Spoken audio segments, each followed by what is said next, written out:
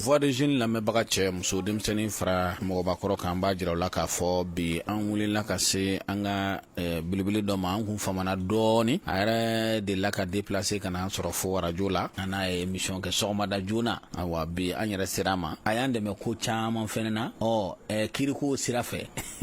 deli dépressé a b'o dɔn kosɛbɛ dankɔrɔba in an ka foli bi ye an bɛna ɲininkali fɔlɔ min na hali n'o ye ɲininkali 7nan an b'a daminɛ o la i ka client n'o ye général Amadou Aya Sanogo ye ani a jɛɲɔgɔn minnu tun bɛ nɔ ni u tun bɛ kaso yɛrɛ la u ye liberté provisoire sɔrɔ o kuma condition jumɛnw de kɛra ani fɛɛrɛ jumɛnw de tigɛra yalasa k'u bila liberté provisoire la an k'o kɛ ɲininkali fɔlɔ ye i ni ɲantuma aba vieux i yɛrɛ ni ɲantuma n b'aw lamɛnbaga bɛɛ fo i ye Sanogo ni a nɔfɛmɔgɔw bilali ko kuma fɔ i kan ka dɔn k'a fɔ sariya ko mɔgɔ ni nɔ minɛnen don i bɛ se ka don kaso la nka i ka kirimu kelen juguyara cogo o cogo ou bien kirimu min n'a fɔra k'i y'o kɛ o juguyara cogo o cogo i ka minɛni a man ka tɛmɛ san 7 kan ka sɔrɔ i ma juge f'i ka juge de san 7 kɔnɔ o ye droit de l'homme dɔ de ye mɔgɔ tɛ se ka minɛ ka ta ka bila kaso la ten k'a tɛ juge nin ye ninnu san 7 de ka sɔrɔ o ma juge donc finalement jugew yɛrɛ nana ye k'a fɔ o tɛ bɛn donc an ye demande laban minnu don olu marchera c'est-à-dire que u y'u bila yanni u ka kiiri cɛ sisan u bilali kɔnɔna na partie civile n'o ye plaignant ye n'o ye mɔgɔ minnu ka somɔgɔw bɔnɛna u ni na ko in na ayiwa o mɔgɔ ninnu je crois que u ma ban bilali in ma parce que u ni état bi ɲɔgɔn ye dɔw la pour que u bɛ se k'u ka hakɛ sɔrɔ fɛn dɔ bɛ yen kana ɲinɛ o kɔ en 1991 Musa Bina mɔgɔ minnu sar'o la Musa ni a nɔfɛmɔgɔw m'o olu ka wari sara état de y'a sara ADVR état de y'a wari d'u ma ni o ɲɔgɔn fana kɛra nin cogo la donc fɛn kɔrɔ de don min n'an segira ka dɔrɔn d'ailleurs i ka état ka wari sara i ye nin cogo la tan o da ka di la ka tɛmɛ n'a fɔra de ko mɔgɔ minnu nɔ minɛnen k'olu de ka condamné k'olu ka sara parce que mɔgɔ minnu nɔ minɛnen don u nɔ minɛnen don mun de la ko assassinat mais ni assassinat n'u ka jugement nana kɛ ko a fɔra k'u nɔ yer'o la k'u condamné la o condamnation tɛ se ka kɛ dɔwɛrɛ ye ni peine de mort tɛ maa min condamné na peine de mort la o bɛ taa mun wari sara jɔn ye est ce que o mago b'a tɔ la voilà donc état k'i ka wari sara i ye o de da ka di la ka tɛmɛ ko wɛrɛ kan encore une fois bilali in ye fɛn ye min a fusara jamana yɛrɛ ma mais o kɔrɔ tɛ k'a fɔ kiiri banna o kɔrɔ tɛ k'a fɔ ko mɔgɔ minnu ni u lajarabila nin ko la k'u mɔnɛ tɛ bɔ an bɛɛ ka duwawu ye quand même situation ka calmer jamana ka calmer parce que jamana c'est vraiment difficile maintenant an bɛ tâche bila kɛ ka taa mɔgɔw ye minnu fatura nin ko la mais bɛɛ fana k'a dɔn k'a fɔ mɔgɔ minnu nɔ minɛna o kɔrɔ tɛ k'a fɔ k'olu de don koyi voilà a bɛ fɔ o ma présomption d'innocence sariya la an ye a kunnafoni sɔrɔ waati dɔ la k'a fɔ i ye perepere-latigɛ dɔ di ko Amadou Aya Sanogo ko général don k'a fɔ ko général don hali bi ka client ko général don a ma bɔ généraliya yɛrɛ la i bɛ se ka o yɔrɔ ɲɛfɔ an ye tant que ni nɔ minɛna nɔ minɛ kɔrɔ tɛ k'a fɔ k'i nɔ don fo kiiri de ka kɛ kiiri kɔnɔna na nɔminɛ minnu b'i kan olu bɛ se ka bin a bɛ se ka dɔn k'a fɔ jaja an kun hakili la ko karisa don ka sɔrɔ o tɛ kiiri kɔnɔna na mais ni kiiri ma kɛ i bɛ jate de i b'a fɔ mɔgɔ gansan donc i bɛ se ka kɛ candidat ye i bɛ se ka kɛ fɛn caman ye i bɛ fɛn minnu n'olu tun bɛ d'i ma ka kɔrɔ olu bɛ d'i ma n'i tun ye général ye i bɛ to généraliya la nɔ na voilà. n'o tɛmɛna ka bɔ yen an ka ɲininkali wɛrɛ bɛ boli min kan o de ye nin ye a wagati damadɔ ye min ye dialogue national inclusive yɛrɛ ye ale kɛra e yɛrɛ bolo laɲiniw minnu tun bɛ yen ni olu kɛra kɔnɔ maa bɛ se ka i jigida kan k'a fɔ o laɲiniw fara wa ayiwa dialogue national an kun hakili bɛ min na k'a fɔ ko furuku minnu bɛ opposition ni fanga cɛ n'o o daminɛna élection présidentielle banni na an kun hakili la dialogue national bɛ kɛ sababu ye k'o problème bɛɛ régler parce que ni Mali bɛɛ wulila bɛɛ ka n'i ta fɔ solution ka bɛn ka kɛ solution bɛɛ kan alors o tun bɛ se ka crise ban mais an nana ye opposition ma taa u tabaliya ɲɛna wa walima a ma ɲɛ wa ne tɛ kuma o kan n bɛ kuma min kan o de ye u ma taa donc n'u ma taa fanga nɔfɛmɔgɔ ni société civile mɔgɔ dɔw de taara olu ye décision minnu ta tiɲɛ don fɛn don maliyɛnw de fana don u ye décision minnu ta mɔgɔ tɛ se k'a fɔ ko fɛn tɛ fɛn don d'ailleurs décision ninnu dɔw bɛ yen président y'a fɔ la république y'a fɔ cogo min k'a bɛ n'u k'u bila exécution na a y'a daminɛ parce que dialogue national ko ka discuter ni ko ka législative kɛli daminɛna dialogue national ko ka discuter terroristes fɛ o fana daminɛna donc ne ka jate la résolution minnu tara dialogue la o application daminɛna maintenant est ce que u bɛna abouti est ce que u bɛna kɛ sababu ye ka bɛn ni keleya sigi jamana kɔnɔ est ce que a bɛna kɛ sababu ye ka sécurité lasigi o ye ɲiningali wɛrɛ ye min n'an m'an jɔ k'o jaabi kɔnɔ fɔlɔ parce que o jaabi t'an bolo fɔlɔ voilà il faut attendre. Maître Cheikh Umaru Konare ni maa min ɲininga i b'a ye fanga sinamatɔw n'o ye opposition ye olu ka taabaliya nin kɛnɛ kɔnɔna na k'a fɔ olu yɛrɛ tɛna y'a kɛnɛ kɔnɔ e yɛrɛ bolo politique ko la a tɛna jouer ka dɔɔni wa e ka laɲini na. N y'o de yɔrɔ f'i ye n'u kun taara ko in na ko bɛn kɛra ko kan u ni fanga bɛnna bɛɛ bɛnna solution dɔ kan o de kun ka ɲi Mali ma ka tɛmɛ u ka taabaliya kan mais n'u kun taara fana peut-être que u kun bɛ wajibiya ka bɔ tuguni parce que olu bɛ min nɔfɛ ani fanga bɛ min nɔfɛ o tɛ kelen ye voilà fanga b'a fɛ ko in ka dilan fanga tun b'a fɛ dialogue ka dilan ni fanga bɛ fɛ ka décision min ta mɔgɔw majorité ka sɔrɔ yen min b'o o décision ta opposition dun ko non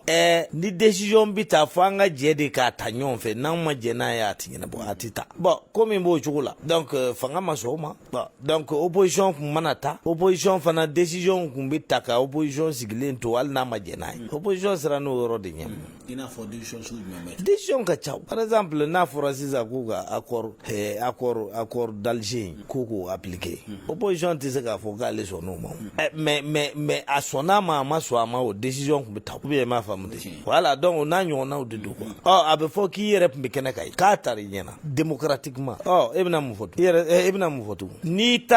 y'i ka minɛnw cɛ ka wuli ko parce que décision taara ko vote kɛra e ma jɛ n'a ye mun de bɛ f'i ma k'i tɛ démocrate ye sinon an bɛɛ bɛ kɛnɛ kan an fanba ko nin de don e kelen de ko k'o tɛ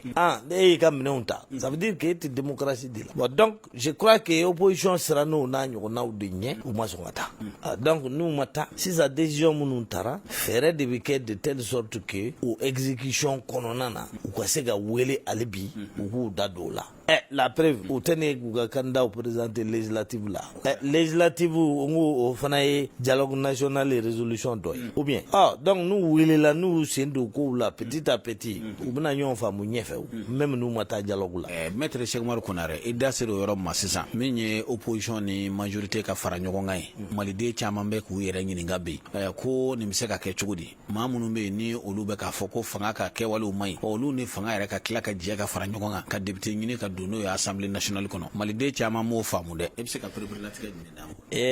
O kun ye min ye dɔrɔn démocratie de bɛ an k'u kan an nana ni démocratie y'an fɛ yan ka tubabuw ka démocratie ta ka kole an fɛ yan ka sɔrɔ an t'a ɲɛdɔn an m'a faamu tubabuw fɛ yen partiw de bɛ yen minnu ka programmew tɛ kelen ye a tɛ komi bɛɛ t'a fɛ ka pɔn jɔ dɛ a tɛ komi bɛɛ t'a fɛ ka jamana ka hɛrɛ dilan dɛ o tɛ mais a bɛ dilan ni fɛɛrɛ minnu ye o partiw ka fɛɛrɛw tɛ kelen ye dɔ fɛ i kan ka état sen bɔ ko bɛɛ la k'a ko bɛɛ to privéw dɔ fɛ ayi état yɛrɛ de kan ka je veux dire bonya pour que privéw ka fanga dɔgɔya mɔgɔw kan dɔ fɛ donc i bɛ ninnu fila de équilibrer de telle sorte que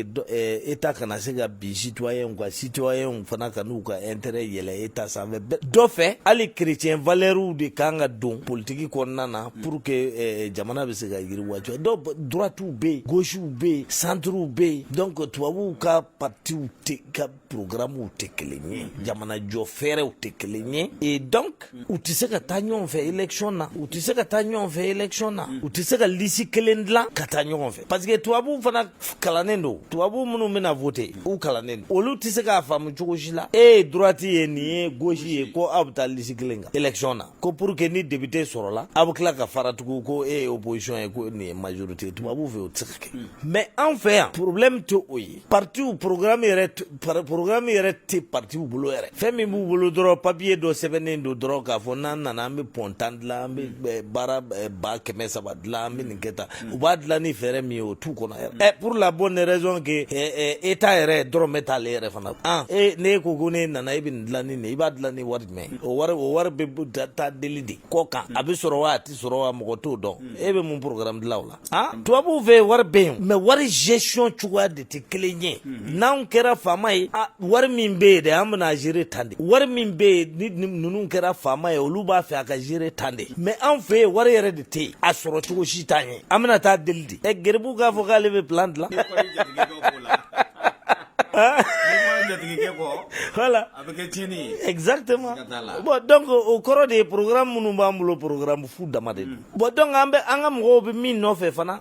o ye de i jɔ n ka n jija bani ka don assemblée la ni n ye député caman sɔrɔ donc n bɛna lamɛn lala fanga fan nin bɛ sɔn ka diya mais ni ma foyi sɔrɔ n tɛ wele o la donc politique mɔgɔw ka partiw ka jate o de ye Mali la o de kosɔn n'a fɔra député 7 bɛ kati majorité opposition u bɛ taa fara ɲɔgɔn kan majorité o b'a fɔ k'olu fanga ka bon olu bɛ 4 ta opposition olu b'a fɔ ko fanga man bon kosɛbɛ olu bɛ 3 ta donc kati député an bɛ liste kelen dilan an bɛ taa ɲɔgɔn fɛ n'an passera aw ka mɔgɔ 4 majorité olu bɛ taa k'olu bɛ majorité ye an ka mɔgɔ 3 an bɛ taa k'an ye opposition ye k'a sɔrɔ an bɛ élila ɲɔgɔn fɛ liste kelen fɛn don min bɛ kɛ yan parce que n'o fɛɛrɛ fana tɛ ayiwa u kelen kelen bɛɛ passeli bɛ gɛlɛya o ye kelen ye filanan u bɛ profiter mun na u bɛ profiter le fait que programme t'u si bolo sabanan u bɛ profiter mun na u bɛ profiter peuple ka politique dɔnbaliya la peuple ma kalan a kalanbali de ka ca donc peuple ka sira foyi t'a la k'a fɔ ko bon nin programme de bɛ nin bolo nin bɛ nin bolo peuple bɛ min dɔn o de ye ne fa ye candidat ye n b'a dɛmɛ ka passer a bɛ nin liste kan o a tɛ nin liste kan o ça c'est pas mon problème a ka passer dɔrɔn ou bien i m'a faamu ne kɔrɔkɛ ye candidat ye an b'a dɛmɛ ani ale bɛ URD la mais ani Adema bɛ taa liste kelen na o tɛ ne tɔɔrɔ a ka passer ban n'ale passera ne fana bɛ dɔ sɔrɔ ka dun maliyɛn bɛ raisonner tan de donc mɔgɔ minnu b'a fɔ la ko liste commune man ɲi o ye mɔgɔ kalannenw de sinon minnu bɛna voter olu ka foyi t'o la ayi non olu ils s'en fiche olu ka foyi t'o la a ka kɛ député ye dɔrɔn n'i kɛra député ye an tɛna s'i ma i k'an ka nasɔngɔ di i k'an ka kɔlɔn sen i ka nin voilà donc maliyɛn bɛ raisonner ten de maliyɛn tɛ raisonner cogoya wɛrɛ la o y'an ka démocratie cogoya de ye donc an ka démocratie ni tubabuw ka démocratie tɛ kelen donc fɛn don n'i y'a jateminɛ tubabuw ka démocratie taabolo fɛ i b'a ye k'a fɔ ko nin liste ninnu majorité ni opposition cɛ a bɛ démocratie sɔsɔ mais n'i y'a jateminɛ anw ka réalitéw fɛ i b'a ye k'a fɔ démocratie sɔsɔ tɛ a bɛ se ka na ni fɛn yɛrɛ ye min ka ɲi société ma par exemple opposition ye mun sɔrɔ présidentielle la u ka candidat ma passé n'an ye élection kɛ législative kɛ ko Adema ni RPM n'a ka mɔgɔw damaw farala ɲɔgɔn kan k'olu gagnena k'u ye député u bɛɛ sɔrɔ o tɛ dɔ fara crise kan mais ni URD ni Adema ni RPM taara ɲɔgɔn fɛ URD mana député caman sɔrɔ a tɛna da de yan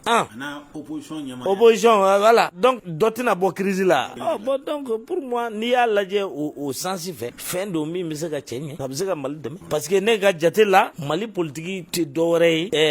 fɛn ɲini kɔ voilà fɛn ɲini de don n y'a sɔn a sigikun de y'o ye fɛn wɛrɛ ko tɛ koyi programme ko tɛ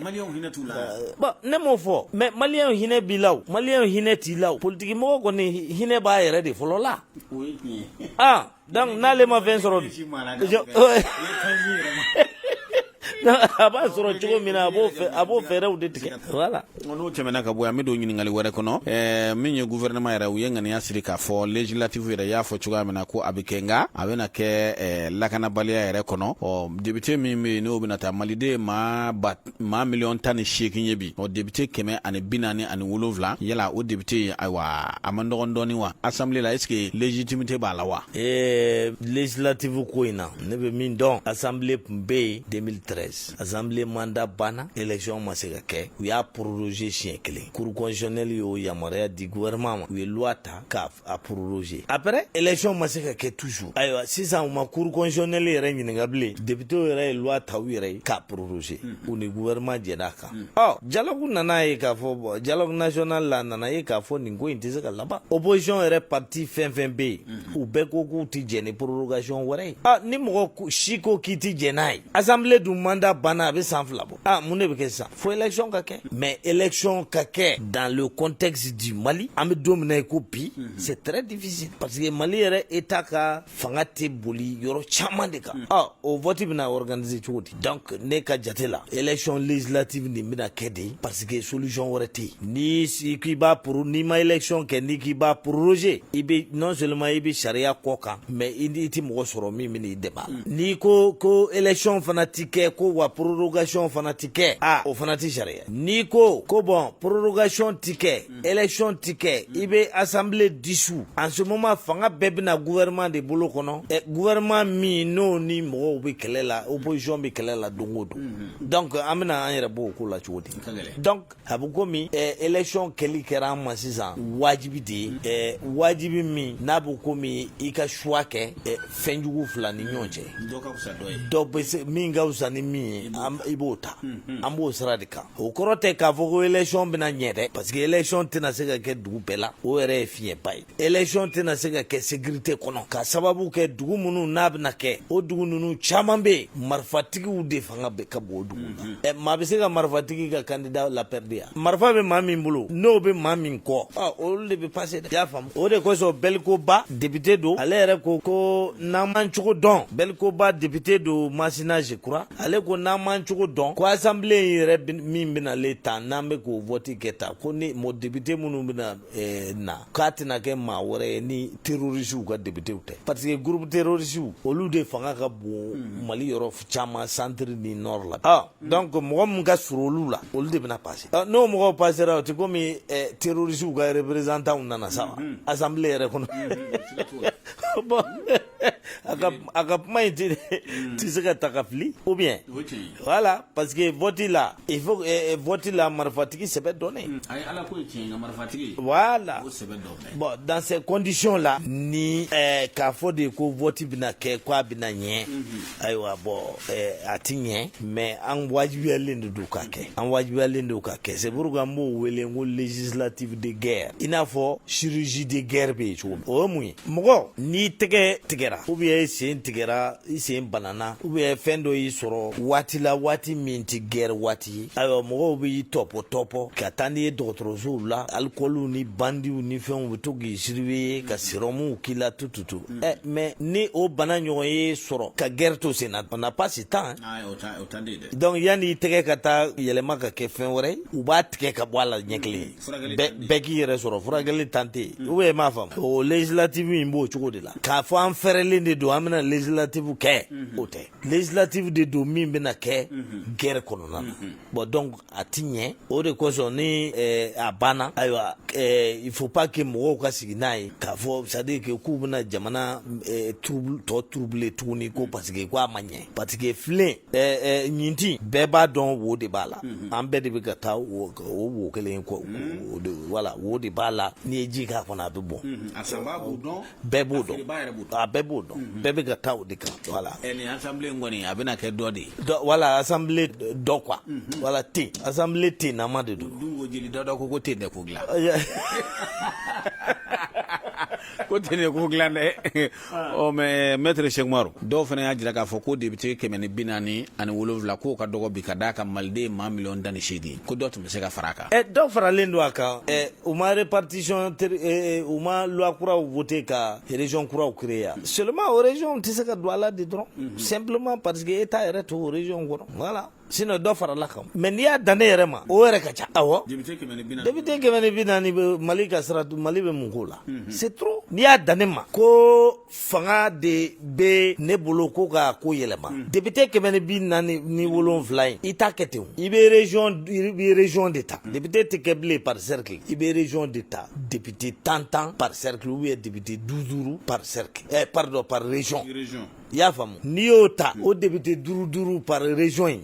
wari min kun kan ka di 440 ni 460 mɔgɔ ninnu ma i b'o wari don moyens na k'o di o député ma olu ka baara tun bɛ bonya ka tɛmɛ nin 447 in kan 447 in caman bɛ yen hali u tɛ na assemblée la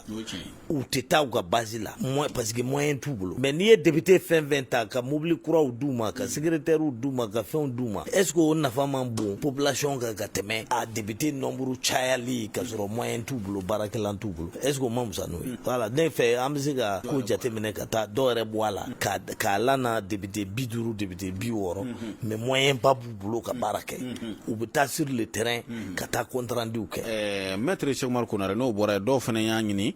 k'a fɔ ko assemblée nationale ko hali k'a ci n'o tɛmɛna ka bɔ yen ko Mali yɛrɛ ka jamana kuntigi ale ka jamana ta ni ordonnance yɛrɛ ye ni mɔgɔ min ye e ɲininka o la e ka hakilina ye jumɛn ye o la n y'o jaabi sisan n k'i ma n'an taara o base kan o kojuguba de parce que normalement fanga kan ka kɛ ka tila mais n'i y'a bɛɛ cɛ k'a bɛɛ di président ma ni min y'a diya de a b'o kɛ o man jugu nin ya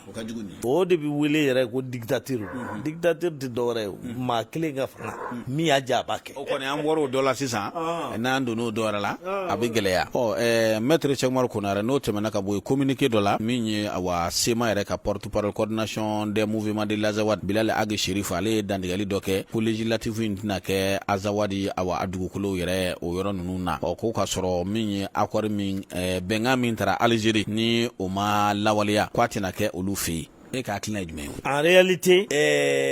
législative reporteli caman kun de ye parce que gouvernement tun b'a fɛ de ka accord appliquer parce que réellement min sɛbɛnni accord kɔnɔ o de ye élection législative ninnu man ka kɛ hali présidentielle ninnu man ka kɛ ka sɔrɔ réfugiés ma segin u ka duguw la ka sɔrɔ région kura minnu créera n'o kan ka dɔ fara nord mɔgɔw ka députéw kan tant que o région kuraw fana député ko ma ɲɛnabɔ o de sɛbɛnna accord kɔnɔ mais comme faransiw ni ONU ni fɛnw bi a ye que jamana tɛ se ka to sans président u ɲɛ tugu rebelle y'u ɲɛ tugu u y'u kuman'u fɛ u y'u ɲɛ tugu président ko kan u y'o kɛ o kɛra ok u sɔnn'o ma mais a fɔr'u ye ko bon ko député sigi la k'u ka mɔgɔw bɛ sigi mais n'a nana f'u ye tuguni k'a fɔ ko bon k'o fana tɛ se ka kɛ donc u ye min fɔ u ye tiɲɛ fɔ c'est à dire que accord ma jɛ n'a ye législative ka kɛ ka sɔrɔ olu ka hakɛw ma d'u ma accord dɛ m'a fɔ ko ne jɛna n'a ye dɛ accord de y'a sɛbɛn voilà kelen filanan sema mɔgɔ ninnu u bɛ ka nin min fɔ gouvernement y'a dɔn koyi mais gouvernement fana ma se de k'u ka hakɛ ninnu d'u ma parce que olu ka hakɛ ninnu tɛ se ka d'u ma ni constitution ma falen o de don régionalisation ni fɛnw de don olu tɛ se ka kɛ ni constitution ma falen gouvernement y'a tenter k'a b'a falen a ma se a bɛ ka a fɛɛrɛw tigɛ hali bi mais sisan a tɛna se ka kɛ i y'a faamu wa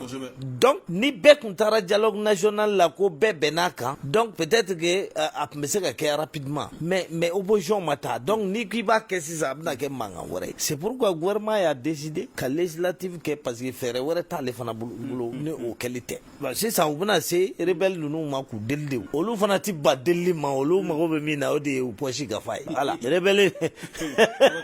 sema mɔgɔ ninnu u tɛ foyi ɲini ni wari tɛ voilà donc n'i ye wari d'u ma u b'u poche fa u bɛ ɲinɛ u ka communiqué ninnu kɔ mais n'u ma communiqué ninnu kɛ fɛn tɛ d'u ma o de don voilà ayiwa nin tɛ baasi ye maître Cheikh Oumar politique maa dɔw fana y'a jira k'a fɔ ko député kalata in k'a kɛli tɛ olu fɛla ko ye nka an y'a ye k'a fɔ cour constitutionnelle yɛrɛ ka jaabi bɔli la o y'a jira k'a fɔ k'u ka requête ninnu ko jɛma kɛ n'a ye n bɛna min f'i ye n ye ɲinti exemple d'i ma majorité b'a dɔn ko wo bɛ ɲinti opposition b'a dɔn wa cour yɛrɛ fana b'a dɔn cour b'a dɔn n'a ko législative tɛ kɛ ayiwa min bɛna suru jamana kan a kɔlɔlɔ la cour b'o dɔn donc hali n'i ci 100 kana da requête ma dɛ i mana fɛn fɛn déposer cour b'a rejeter législative ni u b'a kɛ de ayiwa ɲininkali wɛrɛ min b'an bolo maître Cheikh Oumar Konare o y'an bɛ don minɛ komi bi o tuma ni maa min ye e yɛrɛ ɲininka o blocage yɛrɛ dun bɛ yɔrɔ jumɛn accord min bɛ yen n'a taara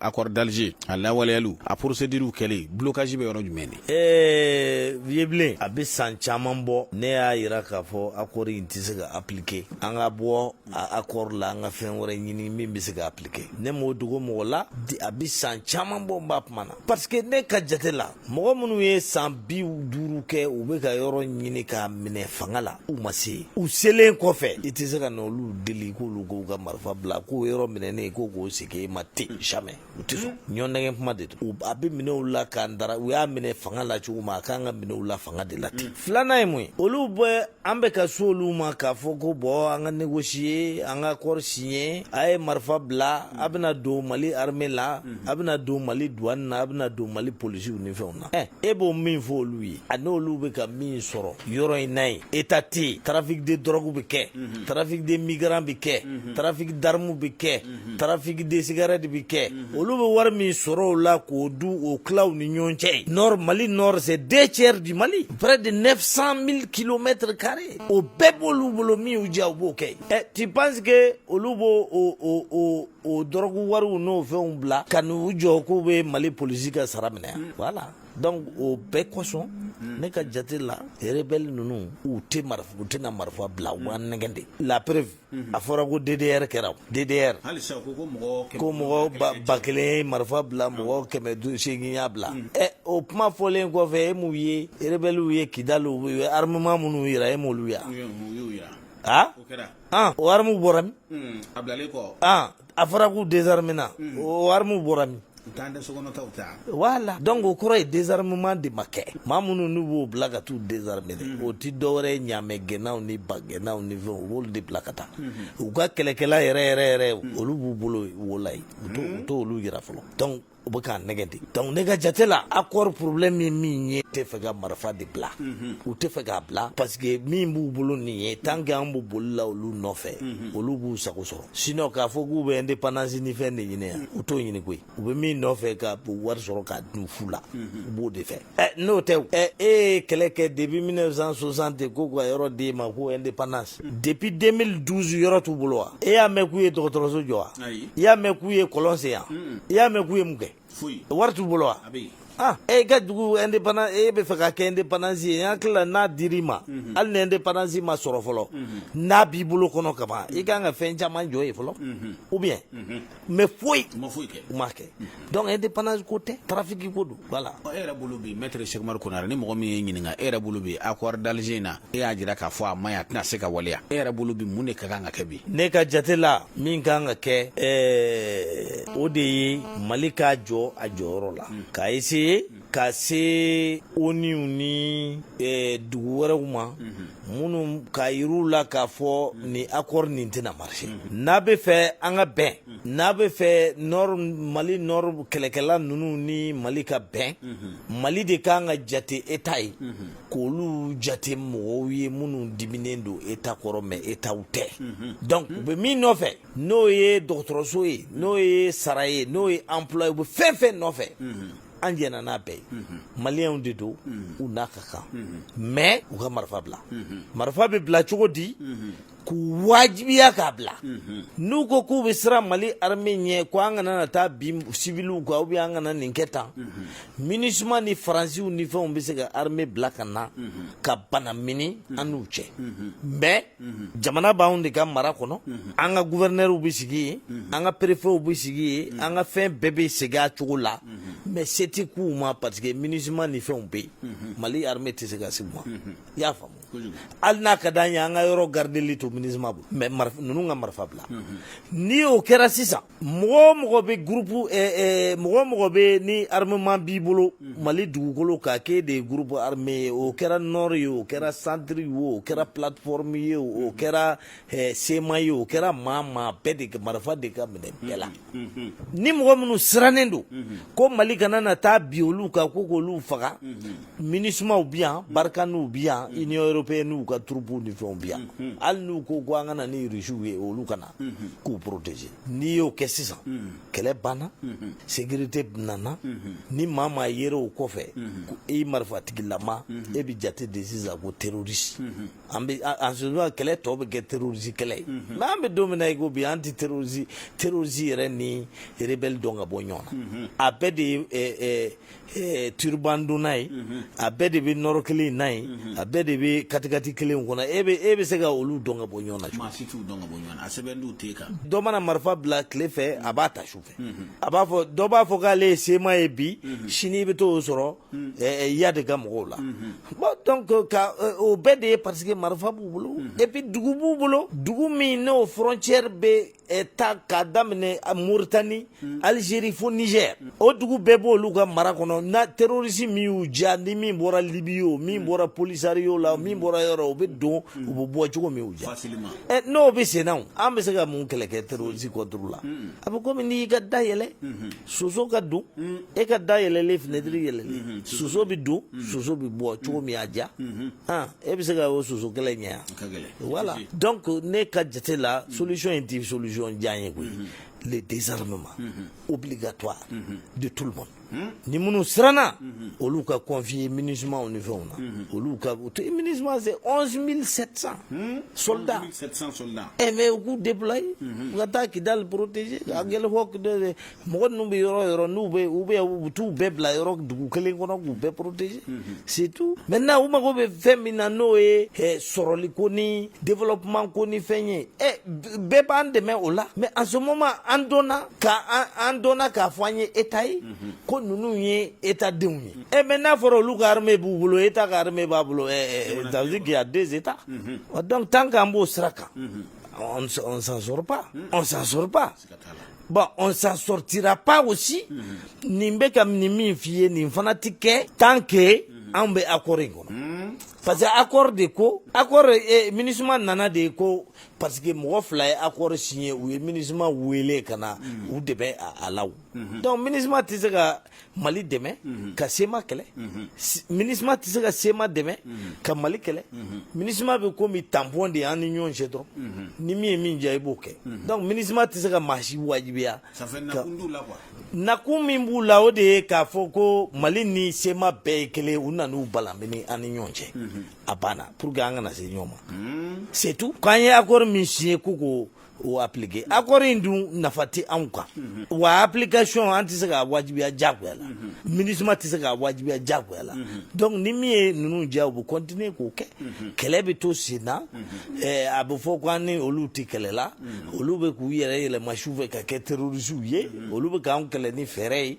anw tɛ se ka t'u kɛlɛ parce que an kɛlen don ka accord signé mɔgɔ wɛrɛ tɛna se ka t'u kɛlɛ parce que a bɛ fɔ de ko u ye accord signé ni Mali ye donc an bɛ to tan an bɛ san 50 kɛ nin tirikitɔrɔ ka la nafa ye n filɛ k'o f'i ye dɛ e ɲɛ bɛ ninnu ka marifa bila o san jɔra fɔlɔ voilà normalement n'a y'a sɔrɔ la ils sont de bonne foi a ma fɔ sisan ko armée reconstituée taara Kidal armée reconstituée kɔrɔ o kɔrɔ ye de armée min n'a fɔra accord kɔnɔ ko o Mali jalan tɛ mais olu b'a la SEMA b'a la Mali b'a la plateforme b'a la o bɛɛ ka combattants de faralen ɲɔgɔn kan u b'o de wele ko armée reconstituée donc normalement n'a y'a sɔrɔ la olu bɛ k'u yɛrɛ jate Mali ka marafɛnw ye normalement armes min n'u y'olu yɛrɛ indépendance ni fɛn ninnu waati la c'est-à-dire u ka fête ninnu waati u kan k'o armes di armée reconstituée ma sisan parce que olu bɛ Kidali ka ban an bɛɛ b'a la munna tɛna n'a ka armes n'a ka fɛnw ye e y'a mɛn k'u y'o di yan u t'o di parce que a t'u kunna k'a fɔ ko nin ye ko ɲɛnama ye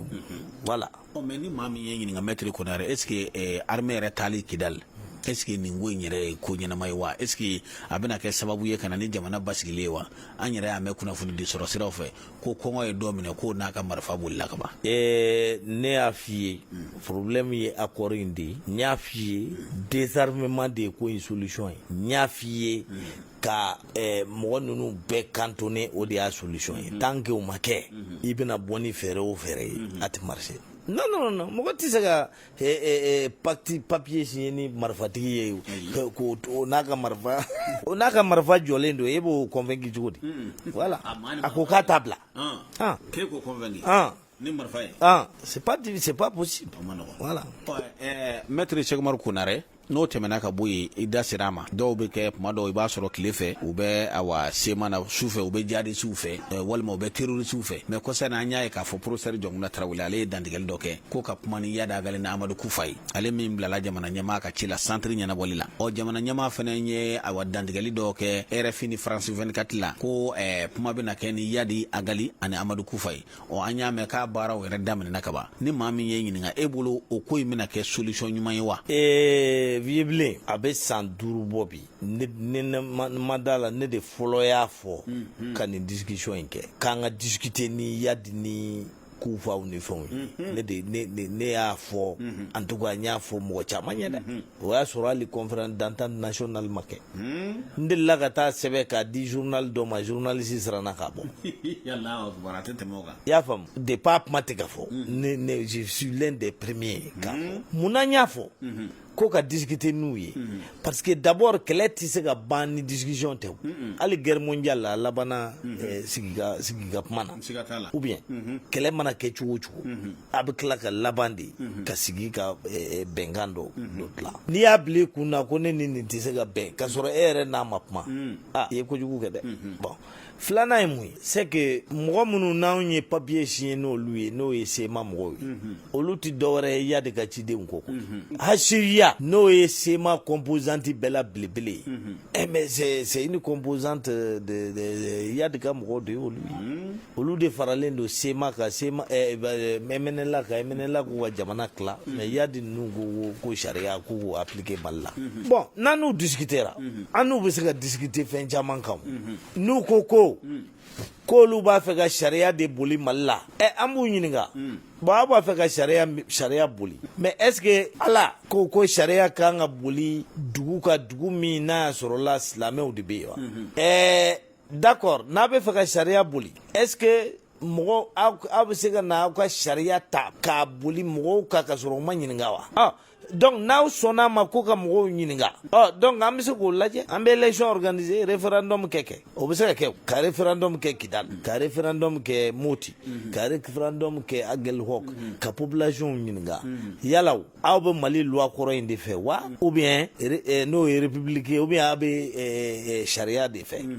an k'u ɲininka kɛ o bɛɛ tɛ idée dɔ ye bon n'olu ko k'u b'a fɛ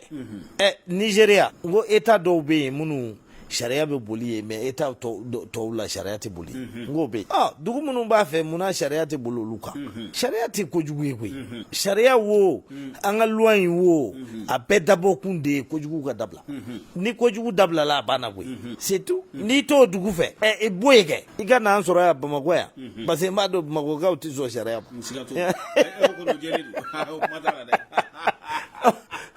donc n'a y'a sɔrɔ la o de bɛ se ka kɛ sababu ye ko marifa kelen tɛ ci Mali dugukolo kan o de ka fisa wa ta de an ka continuer kɛlɛfɛ de donc o don su ka kuma o de ka fisa an ka kɛ sisan Yadi ni Kufa olu k'a fɔ Mali ye sisan ko a fɔ Mali ye ko bon an bɛ kalo 2 d'aw ma hali mana bɛlɛ mankan a t'a mɛn o la a b'a dɔn k'a fɔ ko n'anw ko sécurité bɛ na ayiwa a bɛ na parce que an ni mɔgɔ minnu ye accord signé o accord ma fɛn ɲɛ marifa bɛ continuer ka ci su bɛ ka continuer ka bɔ depuis 2015 mais ni ninnu sera k'a fɔ anw ye sisan ko su tɛ bɔ marifa tɛ ci et que u y'a prévu jira an na tile kalo 2 ça veut dire que u bɛ se ka na ni sécurité ça veut dire que u bɛ se k'o kɛ n'u bɛ se k'o kɛ u bɛ min nɔfɛ munna an t'an sigi k'o lamɛn n'a y'a sɔrɔla sariya ko dama de don ne ka jate la solution b'o la mais n'u an nana ye k'a fɔ k'olu yɛrɛ fana tɛ sariya ko la k'u bɛ min ɲini k'u poche fa ka yɔrɔ yɛlɛma ka kɛ trafic de drogue ni fɛn ye bon Mali État tɛ se ka don o la donc an bɛ to kɛlɛ la. baro sera a laban yɔrɔ ma an bɛna kumakan labanw fɔ kumakan laban ye jumɛn ye o ye Bakari Tugula a bɛ kaso la bi nka ko candidat do législative 2020 yɛrɛ la sariya bɛ mun de fɔ nin n'a ɲɔgɔnnaw la à la matière ayiwa yala a bɛ se ka kisi kiiribulon yɛrɛ tɔɔrɔ ma na wa ɲininkali laban ye o ye dunkojuguya ni ŋanamu kɛlɛ lutte contre la corruption min bɛ senna bi yala e bolo bi a baara in bɛ se ka k'a ɲɛma wa ani ka kumakan laban ni ɲininkali fila. Bakari Tugula nɔ minɛnen mais Bakari Tugula ma condamné n'a ma condamné droit min b'e bolo o de b'a fana bolo droit min bɛ ne bolo o de b'a fana bolo il peut être candidat il peut faire ce qu'il veut. Maintenant, il s'est dit candidat, a y'a tɔgɔ sɛbɛn liste kan, cour constitutionnelle yɛrɛ k'o ka sariya b'a bolo. La preuve dugu wɛrɛw la o kɛra. Tunisie cɛ ma to kɛ deuxième ye présidentielle la k'a to kaso la. Sénégal la ɲɔgɔnw ma kɛ yan. Niger aussi c'est fait. Donc c'est Mali dɔrɔn tɛ. Droit b'a bolo. Maintenant o tɛ justice bali k'a ka baara kɛ. Mais a dɔn k'a fɔ député une fois k'i kɛra député ni assemblée ko i ka bila i bɛ bila o fana bɛ an ka Mali constitution kɔnɔ ni assemblée ko député o député ka bila ka bɔ kaso la justice wajibiyalen k'i bila voilà o bɛ komi n'a kɛra député sisan k'a to kaso la n'a kɛra député ye sisan k'a to kaso la ni assemblée ye résolution ta ko k'a bila a bɛ bila kuma laban ye dunko juguya dunko juguya in bi m'a ko bila sen na ko in mɛnna dɛ bi m'a ko bila sen na je crois que disposition caman tara sisan pour que a ko bɛ se ka kɛlɛ ayiwa an bɛ dugawu kɛ a baara dira Maliki min ma a ka s'a baara kɔrɔ an kɔni dalen don a la k'a fɔ k'a bɛ se ka baara in kɛ mais baara in ma nɔgɔn baara ma nɔgɔn parce que loi yɛrɛ kɛlen don ka mɔgɔ caman protéger jɛgɛbaw loi yɛrɛ de kɛlen don ka olu protéger n'i ye ministre ye i tɛ se ka minɛ ni haute cour tɛ haute cour de justice haute cour de justice o ye députéw de ye ni députéw ma sɔn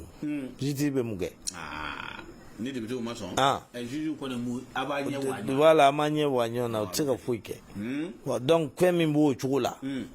donc o kɔni ye de a ko bɛɛ ti jugew bolo a ko bɛɛ ti ministre de la justice bolo a ko ye bɛɛ de ka effort fara ɲɔgɔn kan ye voilà e yɛrɛ bolo Maliki nanen ni sisan cɛ i ko k'i dalen b'a la e bolo baaraw bɛ ka kɛ ka ɲɛ wa sariya sira fɛ wa sariyaw tɛ ka sɔsɔ a b'a seko la mais Mali sariya sɔsɔ sera degré min na a tɛ se ka ban yɔrɔnin kelen dɛ san kelen baara tɛ san fila baara tɛ san 10 baara tɛ a kɛra komi susufagalan baara kuntala jan de don dɔɔni dɔɔni mana bɔ a la o ka ɲi kɛ sinon a tɔ tun bɛ se ka juguya fana ka taa fɛ voilà mais sisan mɔgɔw siranna dɔɔni o bɛɛ ye dɔ ye o fɔlɔ an tɛ siran ko dɔw tun bɛ kɛ jamana in kɔnɔ ko ne yɛrɛ ye fɛn dɔw ye ne yɛrɛ dabali banna bon d'essence dɔw bɛ so jɔ ne ye fo k'o ban n'a bɛɛ sera ne ma sisan bon d'essence min bɛ di tige ka so jɔ n'a ye fo k'a ban ayiwa donc i yɛrɛ y'a ye sisan dɛ bɛɛ bɛ siran sisan voilà bon ne ka mot de la fin ye min ye ne b'a ɲini vraiment jamana ye ala ka se k'an bɔ nin gɛlɛya in kɔnɔ gɛlɛya sécurité bunakun kan gɛlɛya wariko gɛlɛya bunakun kan gɛlɛya politiki kɛlɛ bunakun kan ka fɛɛrɛ ɲini cogo bɛɛ la mɔgɔw k'a essayer ka segin u kɔ pour que an bɛ se k'an ɲɛsin jamana développement ma jamana sécurité ko ma parce que n'an tora tan ye bilen kojugu don dɛ kojugu don mais état yɔrɔ bɛɛ bɛ ka minɛ état la ka taa fɛ n'an tora ten an dan tɛna to Bamakɔ dama ye e ko hali Bamakɔ yɛrɛ menacé bon donc kojuguba de mɔgɔw kan k'u hakili to min na voilà non comme mot de la fin de don an ka essayer ka bɛn fɛn dɔ kan pour que cogo min na jamana bɛ se ka sauver o de ka gɛlɛn ne ma ka tɛmɛ fɛn bɛɛ kan dɔ bɛ na jiri ju tigɛ n'a ye voilà sinon ko bɛ ka taa sira min kan c'est dangereux voilà Konare nba ayiwa an balimaw nin tun ye maître Cheikh Umaru Konare ye ka sɔn bi ka kunnafoni d'a ma fɔ a ka so ayiwa k'a sɔrɔ dumuni yɛrɛ kun kan ka kɛ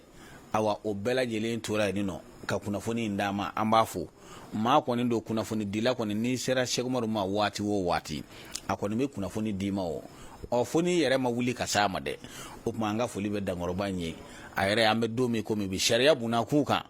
ayiwa a bɛ komi Cheikh Umaru yɛrɛ kɔni n'a tɛmɛna nin kan kɔri i yɛrɛ ma sariya dɔw créer ka ban dɛ dankɔrɔba an bɛ ka taa cogo min n'a tɛmɛna nin kan i yɛrɛ na loi dɔw créer dɛ i bɛ se o an bɛ yɔrɔ min bi dankɔrɔba yɛrɛ bɛ se ka sariya dɔw créer dɛ wa délit de presse